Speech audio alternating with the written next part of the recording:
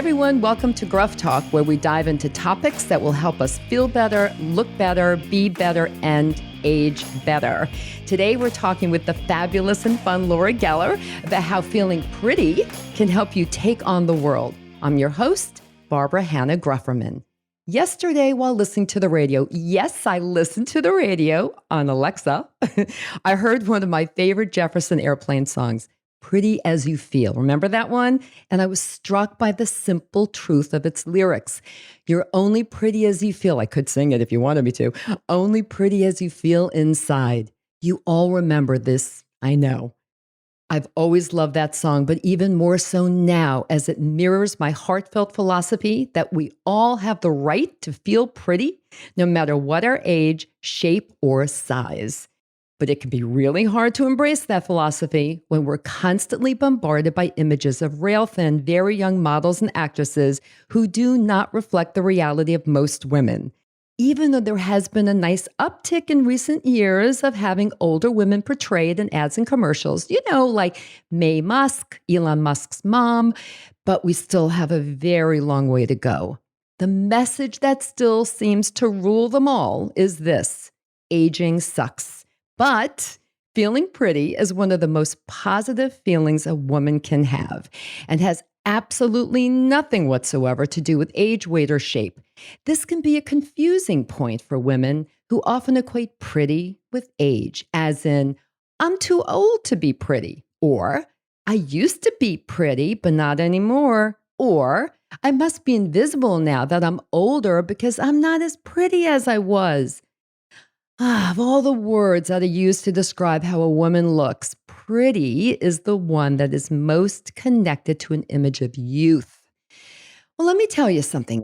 Every single day, I find a reason to feel pretty. And there's nothing wrong and everything right about wanting to feel pretty. Hey, feeling pretty makes you feel pretty good, makes you feel pretty darn sexy, makes you feel happy.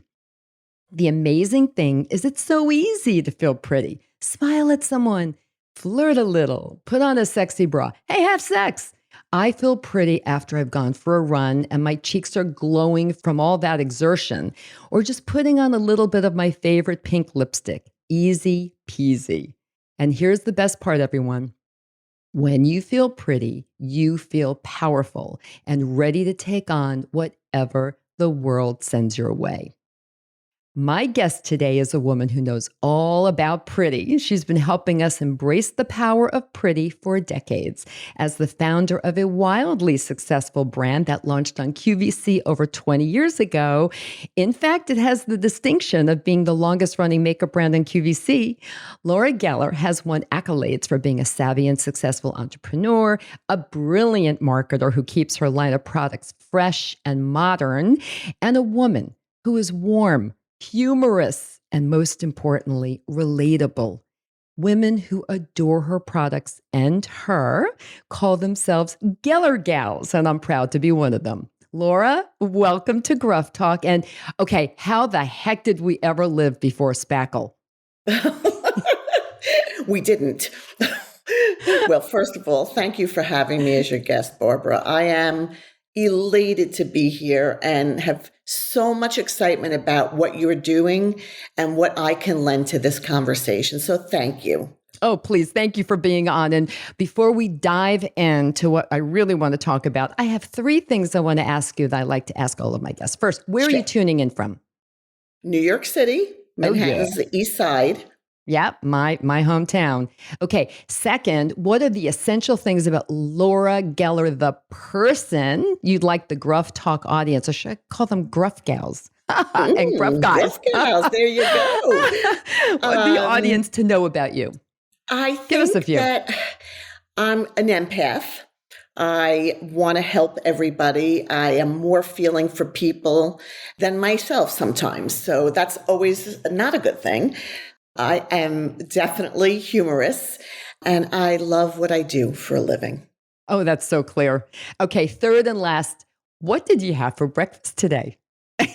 I had a slice of challah, lightly buttered with a piece of yellow American cheese, the most healthy breakfast for the champions of Earth. Oh, well, let me That's what tell I you. had. Well, that sounds really yummy. And good thing you had that cheese because that has protein. Because everyone, guess what? We have a very cool episode coming up that's in the works right now, talking about the importance of breakfast and specifically how adding a hefty dose of protein, like Laura did with the cheese, to your first meal of the day can help with building muscle and shedding pounds. So stay tuned for that. And hey, if you subscribe to Gruff Talk, you'll always know when an episode airs.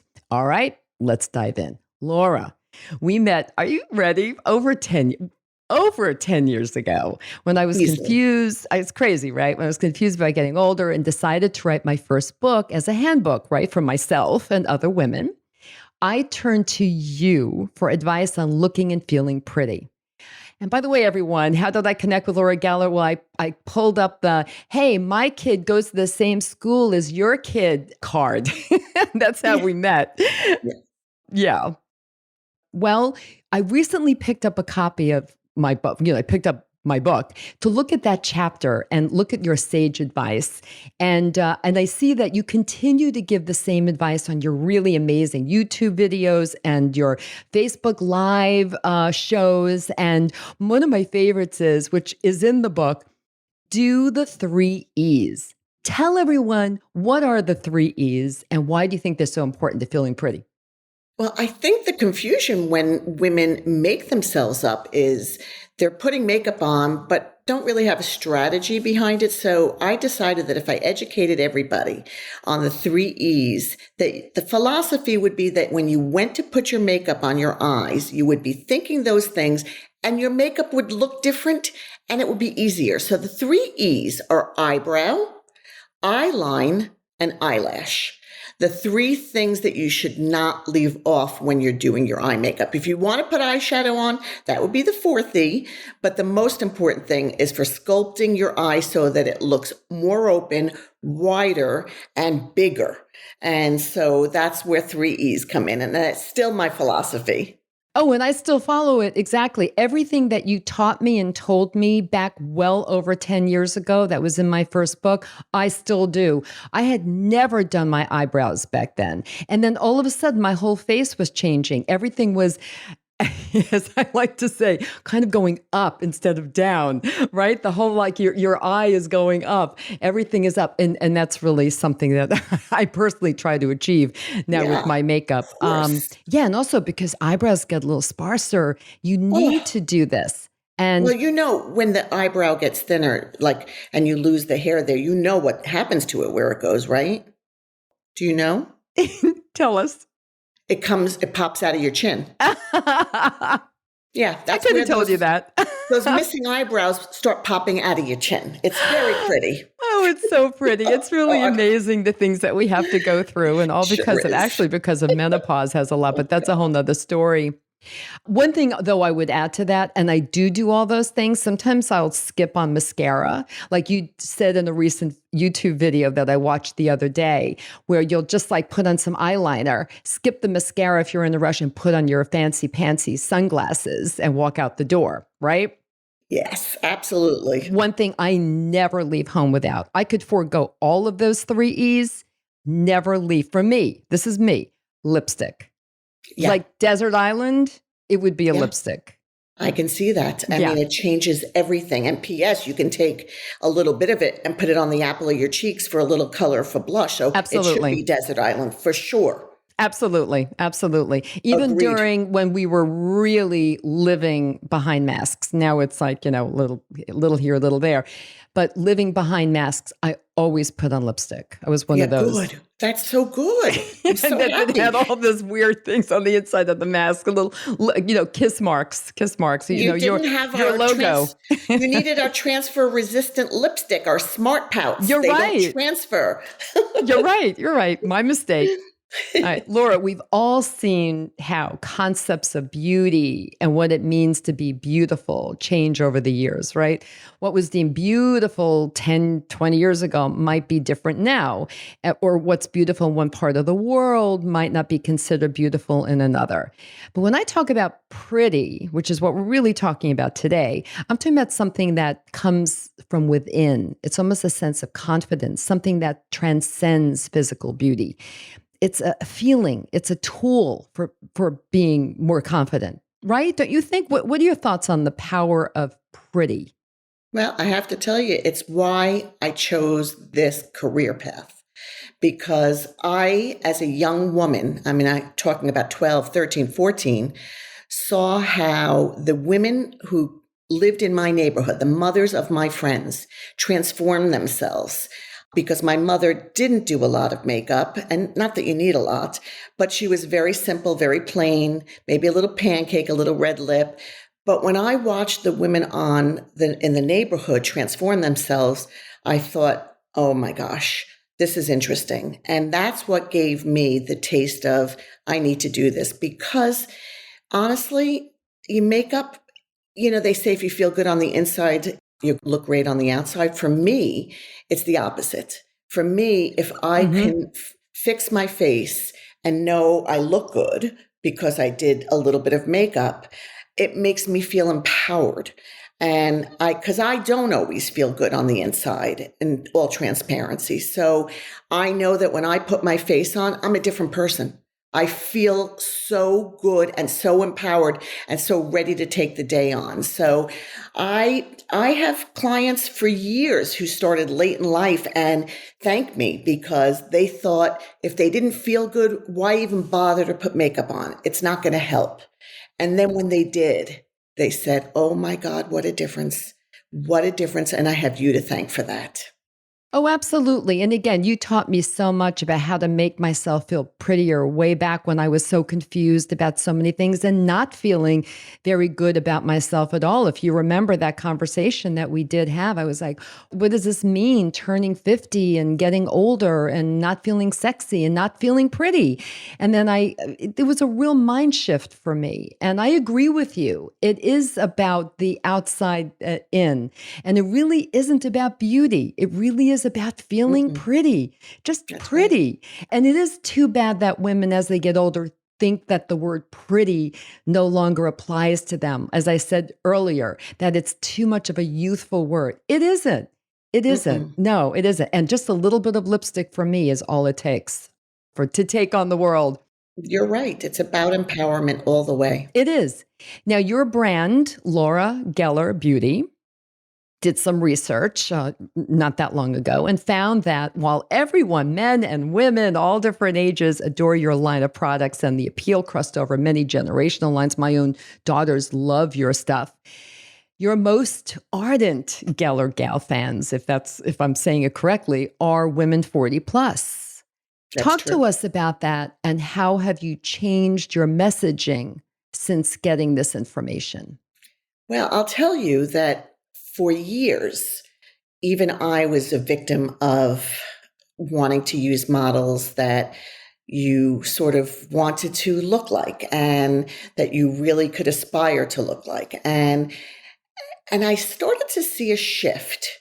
I mean, yes, all of the saturation of brands that are coming to the marketplace still, that when I started, there were not that many indie brands from celebrities, from influencers, and those didn't exist. They Right. just didn't.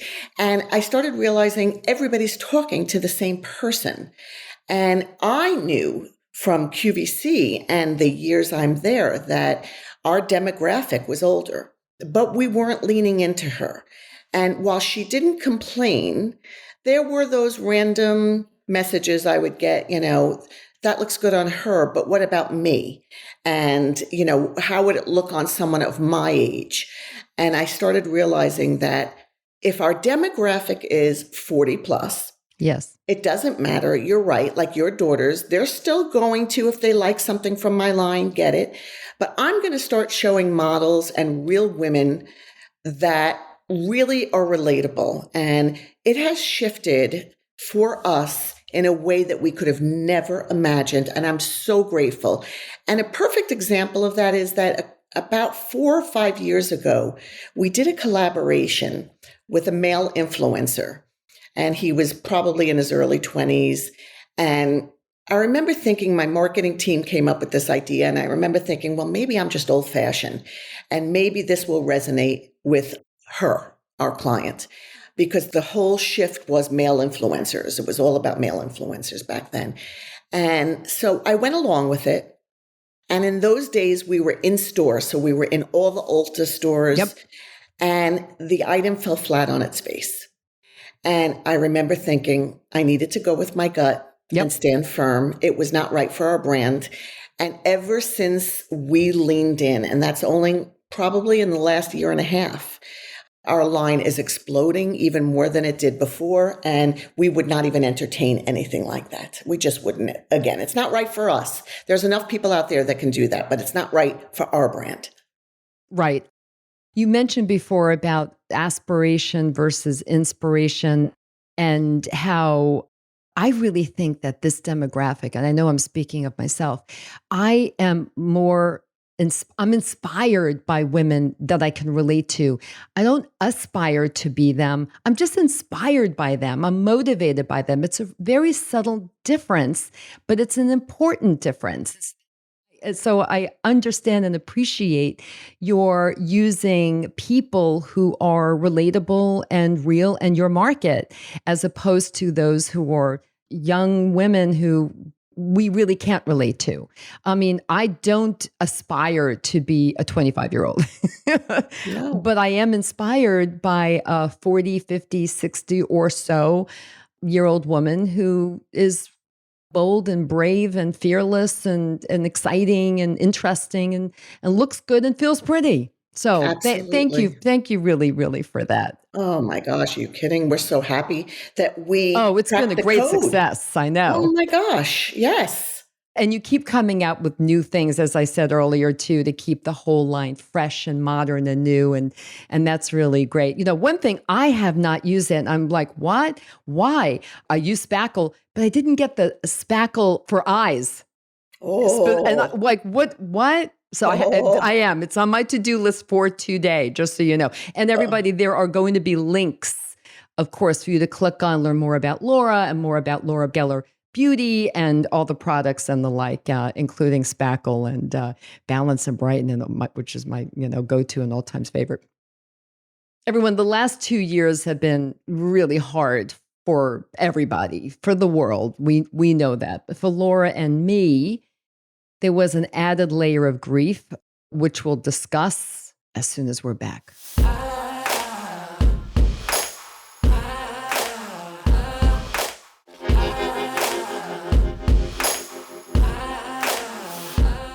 Okay, we're back, everyone. And my guest today is the lovely Laura Geller, founder of Laura Geller Beauty. And we're talking about the power of pretty and how it can help you rule the world. Yes, it can. Laura, I have wonderful childhood memories of going into my mother's bedroom to behold the wonders of her makeup kit. That Helena Rubinstein or Rubenstein, I forget how to pronounce it, that long gold mascara, the CoverGirl lipsticks, and of course the Pond's cold cream to take it all off. I lost my beloved mother. I was very close with her in middle of 2021. And I'm still grieving. And up until the very end, she wanted her nails done, hair fixed, and her lipstick on. Yes, that's how I got that habit. Always the lipstick. I know where I got that habit. Laura, I know your mother also passed away in 2021, and we are both still grieving this terrible loss. Tell us about your mom. You mentioned her before as being, a little more simple in her approach to makeup, but tell us about what was she like and how did she influence you on your future career path? Oh, thank you for the opportunity. And I'm so sorry for your loss. Thank you. There's no timeline for No. grief for anybody listening. You're not supposed to expect it to be feeling better if it's 3 months, 6 months, 9 months, and beyond. It's losing your best friend. So, it's funny. My mother, too, she was very simple, but lipstick was always on her table as she was older, and she passed at 92. God bless her. God bless. And she always had her lipstick on her table in front of her. So did my mother. She always had it like there. With her, a little compact so she could, Yes. open it up and put it on whenever she felt like it. Yes, and Wow. her lips always look great, and my mother could wear nothing else, and I'd always think, "Wow, she looks good with just that lipstick on her mouth. It's unbelievable." Brightened the But face, right? It brightened. yeah, Yep. Mm-hmm. it was so Oh. incredible. No, my mother was listen, we all have stories about our mom, so I don't want to act like my mother was any different than anybody's mother. She just, for me, was my inspiration. I mean, Mm-hmm. she encouraged me when things got rough. She kept me going. Mm-hmm. And she was hilarious. My mother was one of the funniest women on earth. Sometimes I was so used to her that I didn't recognize that she was being funny. And so if a friend overheard her on the phone, if I was in the car and I was speaking to her, my friend would be, and I'd go, "What are you laughing at?" I didn't realize that she had this hysterical humor. And so I kept many of her audio recordings, and I am going to make some kind of something CD, thumb drive of some of the funny, hilarious things that my mother left me messages from. In fact, there was a CD somebody gave me once, Amy's Answering Machine. If you don't know it, try to look it up and Google it. Amy was a Jewish girl from New York, and her mother left her messages on her, in those days, answering machine. Yes. And Amy recorded those messages. I mean, I got this CD probably 8 years ago, and I still play it for friends when they come over and they howl. And you don't have to be Jewish. It's anybody who had a mother that worried about you. And my mother could have been Amy's mother. And so she inspired me. And until the last days of her life, the only thing she really lived for and got excited about was when I was going to be on air, and everything had to stop and she had to watch me, and she gave me critiques. She would Yes, I'm critique it. sure she did. I'm sure she was did. incredible. Oh, she must have been so proud of you. I know my mom was always really excited when I was on a race. I love to run marathons. I'm training for the next New York City Marathon. And You go, girl. she really loved, like, then I would bring the medal, and it's like they Yes. really inspired us. And I don't want to like turn this into a sobbing session, but I really miss her. There's just It's no other hard. words for it. I just do. Did you save any messages from her on your phone? And she would record. I had gotten her an iPad and a new iPad, and she somehow, I never showed it to her, but she found the record button, like the notes button, and she would say, she had a gorgeous voice. I have on the iPad, her singing, her talking, wonderful, Barbara, wonderful things, wonderful things. You need to make a compilation of some of the most wonderful moments, and you need to play that for your listeners, because it's our way of staying connected to them. Yes. And knowing that whatever you believe in, that if you keep those memories alive, they keep us going, because we don't have to feel the loss that they're not here to inspire us or here to hear our accomplishments or our sadness, as long as we have those memories kept alive, because we will strive to keep making them proud no matter what. No matter what. No matter what. Oh, Yeah. Thank you for that. I have to do that. I will do must. something with that. I'd listen to that. Be your first listener for that. Oh, thank you. Okay. Okay. I'm holding you to it as everybody else. Absolutely. All right. Laura, okay. This has been incredibly fun. And I don't want this conversation to end. So we're not going to say bye-bye for now. We're going to say to be continued. And then you're going to come back on the show again. And we're going to talk about more makeup and fun, girly stuff.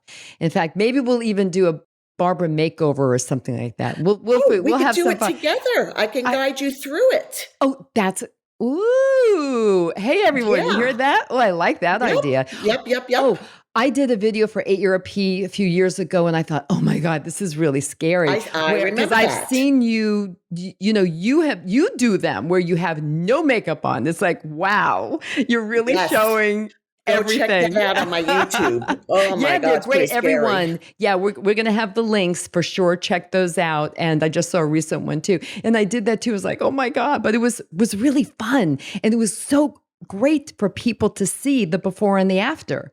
for just a few little things, right? So we'll do that. I would love that. If your listeners are interested, I will share the easiest tips. I call it the lazy girl guide to makeup, not because you're lazy, but because none of us want to sit for a long time or stand doing makeup. So I will be happy to share the must-haves to get out of the house, or what you do when the doorbell rings and you didn't expect somebody at the door, what you can do to quickly transform yourself. I have the best tips. And to feel pretty. And to feel pretty, most important. Okay, it is a date. We're going to set up the actual date. Laura. Sounds good. Thank you so much for being with me. Barbara, but before I let you go, give our gruff gals and gruff guys, I'm not going to steal it from you, I promise. Our Geller gals and Geller guys, 3 of your 1 to 2 or 3, whatever you want, of your best takeaways from our conversation today. I think it has to be that do whatever it takes to make yourself feel pretty. It doesn't mean it's makeup all the time. It could be a run, like Barbara said. It could be listening to a tape of a dearly departed and reminiscing. For me, I think it speaks to everything every one of us can identify with. We all go through the perils of loss, of challenges, and how do we put one foot in front of the other? Because let's face it, it's not easy every day. And I think that you're giving tools, Barbara, for people. And I, for one, need that myself. I'm far from perfect just because I know how to apply makeup. But it's find your joy, find your inner peace, and tap into it if you can, whatever that may be. Oh, thank you so much, everyone. You just heard some beautiful words from a very beautiful woman. Thank you for tuning in, everyone, and learning more about our fabulous and so much fun guest, Laura Geller. Check out all the links to learn more about the Laura Geller beauty line of products, too, while you're here. If you love the episode, please share it with your friends and family. And if you don't want to miss an episode of Gruff Talk ever, where we'll be talking about money, sex, style, health, nutrition, grief, and so much more, and everything in between in upcoming episodes, here's what you need to do. Subscribe to Gruff Talk wherever you listen to podcasts. So easy. Just click on the little subscribe button. Until next time, remember this. We can't control getting older, but we can control how we do it. Bye for now.